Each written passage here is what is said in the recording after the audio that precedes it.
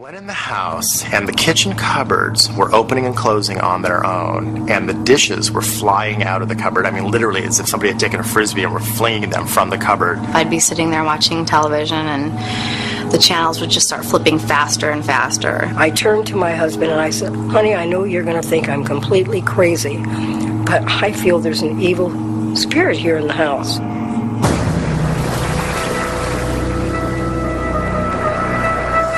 This bungalow in the sleepy harbor town of San Pedro, California, is the site of one of the most bizarre poltergeist encounters ever recorded. A woman, who we'll call Jackie, and her 2 infant children have been living with what she believes is an evil presence. And then one day, her fears become a reality. As cameraman Barry Conrad shoots this video, a strange red liquid of unknown origin begins oozing from the house. It was coming out of everywhere. It was just dripping out of the walls. Everyone just left except us. Things are starting to drip out of the cabinets. Nobody believes us, but it's happening. There it is. There it is, right there. It's dripping. A few days later, life in Jackie's home becomes even more chaotic. Things just started happening around the house. Objects were being thrown, the kids' toys thrown around, you hear noises. Finally, Jackie can take no more. She leaves Barry Conrad this frantic message. I'm not staying here, Barry. I'm out of here. I gotta get out of here. I can't stay here. Barry and his team rush to the scene. Jeff Wheatcraft and photographer Gary Boehm spend several months investigating the mysterious sounds coming from the attic. It's a decision they'll soon live to regret. I feel a little queasy about going up there, but I guess I'll go up. If I got a partner, why? It's so bad. I try and tell them, whatever it is, it doesn't want us here, it doesn't want you here, it doesn't want me here. Let's just get out of here. Suddenly, they hear a strange noise coming from above. There were 3 snapping sounds, and they were clear as bell. And they were in my left ear, and they went like this. The men claim at that moment they were attacked. What's wrong? What happened? I told you, get down! Get down! Jay, this isn't a good idea. This isn't a good idea. This isn't a good idea. Okay. Jeff, please get down. I gotta get out of here. Whoa. It's definitely raising me up. Jeff, please come here. Get this forward. Get the mic. Jeff, here you go, buddy. Here you go. What the hell happened? Are you okay, buddy? God. Look at his neck. Jeff, what's behind your neck? I don't know what's on my neck. Look at a piece of rope. Gary, get down out of there. At first I saw the look of terror on his face. It was just, he was just terrified. His glasses were gone, and then we saw something like a cord that was around his neck. It ended up over my head like this, and then it was twisted like this. I don't know how far or to what degree, but I know it was twisted because it was tied around my neck. And then it was hung up over the nail on one of the cross members that go across the attic. The flash of Gary's camera lights up the attic and captures what appears to be an assault. Get a picture of his neck. Look at this. Look at his neck. Oh, my God. There were rope burns in his neck. He was in shock. He didn't know what had happened to him. He remembers suddenly blacking out for an instant. Yeah, Jeff, what happened? Put something around my neck. When I look back on the whole incident, I knew that it's possible I could have been close to death. There's no question about that. According to eyewitnesses, Jackie makes one more startling discovery just before dawn. Oh my God. A mysterious red imprint appears on the forehead of her 4-month-old daughter. Look at what's on the baby. Come on, you guys, let's go. Please, let's go. Please, let's go. Please, what happened to her? Oh my God. I left that night. I never lived there again. I took my kids and left.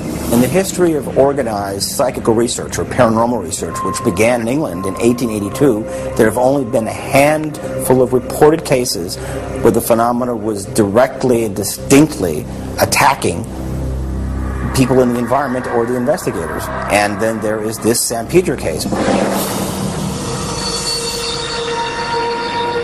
Today the house is quiet, so it's impossible to know what really happened here. Jackie and her kids got out, but her frightening memories will never end. 3,000 miles away in Ohio, another family believes they're not alone. The family had been hearing noises at night. They would wake up in the morning and find things moved, overturned, broken dishes and glasses. Searching for the cause, the father leaves the video camera rolling overnight. This is his amazing tape. Watch as the glass moves across the table, apparently on its own. And then we see a typewriter move, which is not plugged in. Next, the chair slides away from the table, and the recliner mysteriously begins to rock back and forth. Then we hear the front door of the house, left of the rocking chair, open and then close.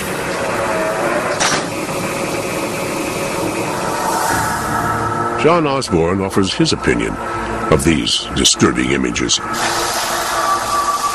I've watched it countless times looking for any evidence of foul play, and I couldn't find it. Across the country, a man renovating his house videotaped something that appears to be even more disturbing. Contractors were complaining that they would come in the morning and their tools would be moved and there would be damage. So he decided to set up a hidden camera to catch vandals. But what the camera records is not the work of any vandal. Well, the chair in this shot is pretty shocking, sliding across the floor.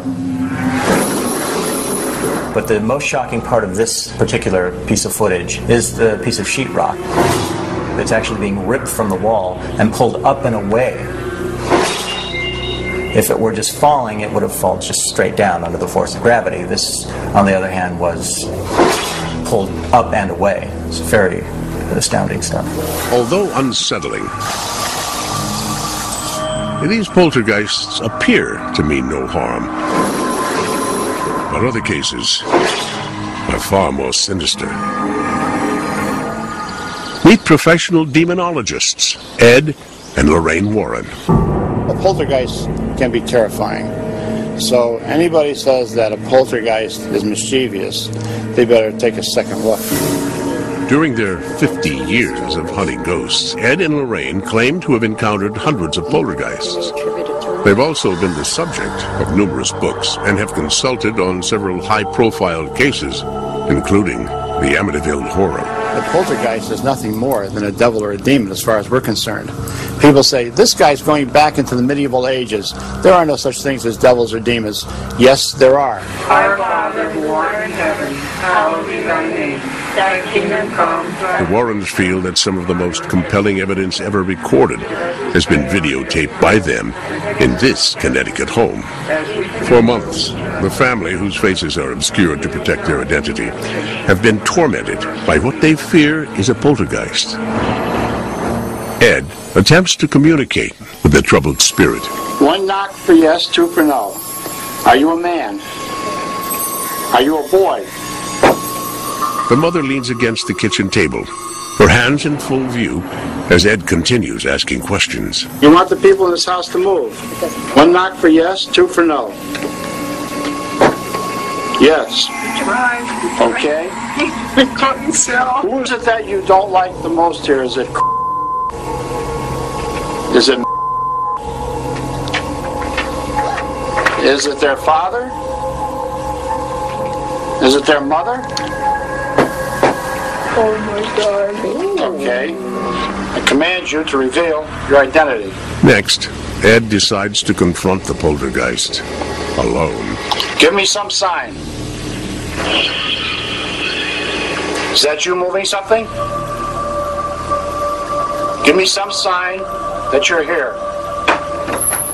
What I did was use religious provocation. I have to provoke it into some type of outward manifestation. And that was my point in doing that. In the name of Jesus Christ, I command you to reveal your identity. On the following night, the family reports that the poltergeist seems to be more active than ever. Only now its attention is focused on the family's 10-year-old daughter. What we see here, the little girl is trying to do her homework, but you can see that the chair keeps sliding backwards. You're holding it down, aren't you? It's got that much strength to it. Now, if you watch, you can see the little girl's legs are up on the rungs of the chair. She's not pushing herself up from the floor. The mother is not tipping that chair backwards. Nobody is touching that table. The table moves of its own volition.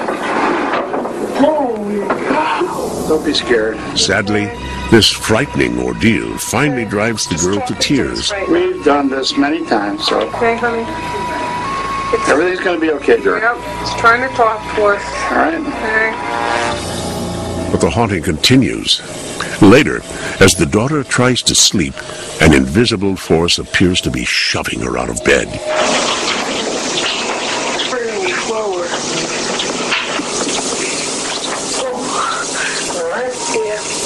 The Warrens quickly arrange for 3 priests to perform an exorcism in the home, and the disturbance ends. Is there a spirit in this house? But for how long?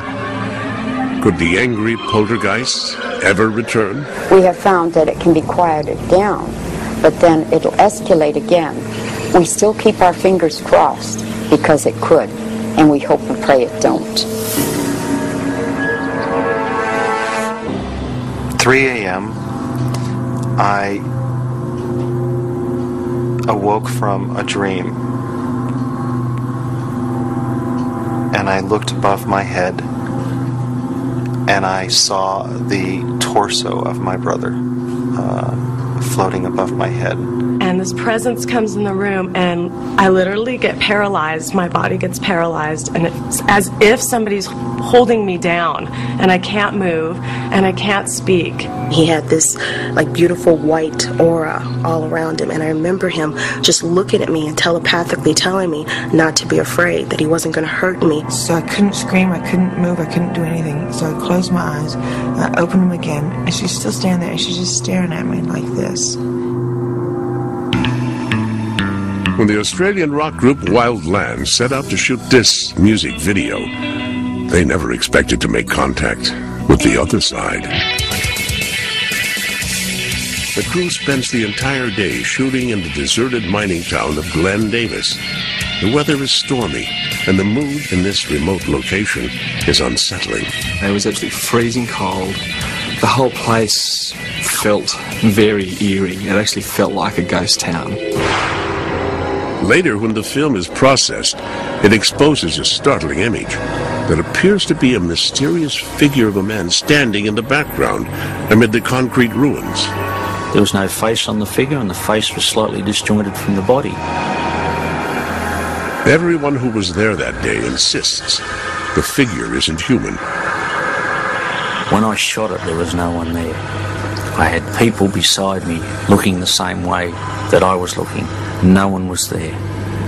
Totally unexplained. I mean, besides the crew, there was nobody, for kilometres around the place. There was just nobody anywhere. Some believe that this ghostly apparition is the spirit of a miner lost years ago in a terrible disaster. There were numerous accidents in the mine where men were killed. There were men that had their heads severed there. There were a number of men who drowned. One particular body was found not far from the site of where the ghost appeared. But there is one more possible explanation. In the 1950s, young priests were schooled in this desolate place. One of them met a tragic end. The locals tell us there was a suicide which occurred at the site where the video took place. Is this mysterious figure wearing the robes of a holy man? Well, no one will ever know for sure, but the people who were there that day think they know the answer. There was no doubt in my mind whatsoever that that was a ghost. That definitely was a ghost.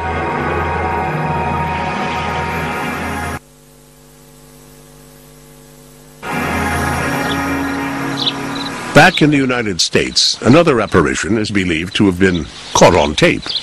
For months, the family inside this Pennsylvania home claims to hear strange footsteps in the middle of the night. In an attempt to determine the origin of these ghostly noises, the family sets up a video camera in the hallway. This is what it captures. watch as the glowing shape floats down the corridor, then appears to enter a doorway. What is this phantom image? There's Granny's arm. Edgar Harris believes that it's the arm of his dead mother, who once lived in the house. She had a tendency to get up and wander at night, so that's probably what she's doing now. She's wandering around. Why does it seem that his mother is haunting their home? Well, Edgar thinks that she's become the guardian spirit of her great-grandson, who now lives there. I think she comes and watches him when he's in his cradle at night, and just watches over everybody in the house. Is this really a gentle spirit from beyond? For Edgar, the videotape speaks for itself. But this mystifying footage pales in comparison to what's been captured here in Greencastle, Indiana. This weird tale begins with these two men, Guy Winters and Terry Lambert. For years, Guy and Terry have heard rumors about a haunted mansion on the outskirts of town. People would see a ghost of a female, an apparition that would drift down the lane that led to this old house. Intrigued, the men decide to investigate the deserted house with their own cameras. This is the actual videotape from that unforgettable night. It was probably around midnight. The storm was going, lightning crashing. Lightning like I've never seen. It was like dripping plastic out of the sky. Really strange. And in the clump of trees there was this big two-story old brick mansion, abandoned, kind of dilapidated looking. Unaware of what awaits them, Guy and Terry go inside. Everything throwing shadows through the house, so it was pretty eerie. And basically, we took a series of pictures all through the house, upstairs, downstairs, stairwells. Terry claims that he then ventured back outside to take more photos. I took a series of 3 pictures of an upstairs window. And after I took that series of pictures, I went around to the back of the home, and I took a picture of a doorway. Still in the house, Guy continues his investigation, but suddenly, he feels that he's no longer alone. I felt this presence come over me, and the smell was like sulfur and roses. Real strong smell. You hear that? Heartbeat? Pump, pump, pump, pump. And this heartbeat was in my head, but it wasn't my own heartbeat. I really felt like I was dying. This feeling of anxiety was just overwhelming. And I was afraid I wasn't going to make it out of there. Guy and Terry run from the house, afraid to stop until they reach the safety of their van. But this ghost story is far from over.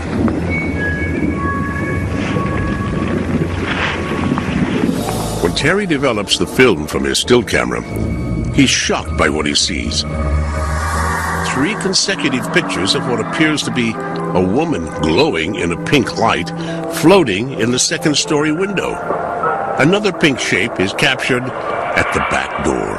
Pretty much, it blew me away, I have to say. I've never seen anything like that on film. Could this be the ghost of Greencastle, or merely a photographic abnormality? To find out, Guy and Terry showed the pictures to their friend, photo expert Mick Orman. All I can tell you is that what is in the picture came from the negatives.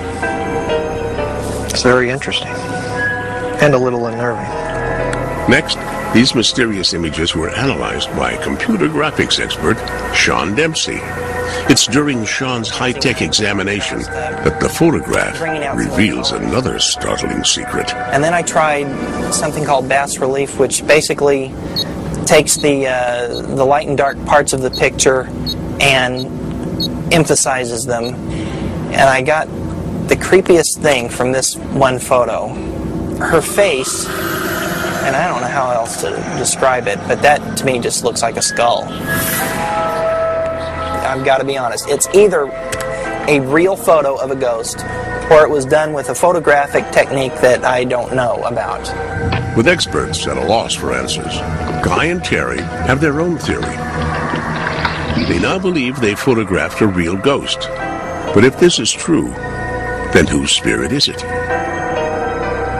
Guy believes that the pink lady is a woman who lived and died here in the early 20th century.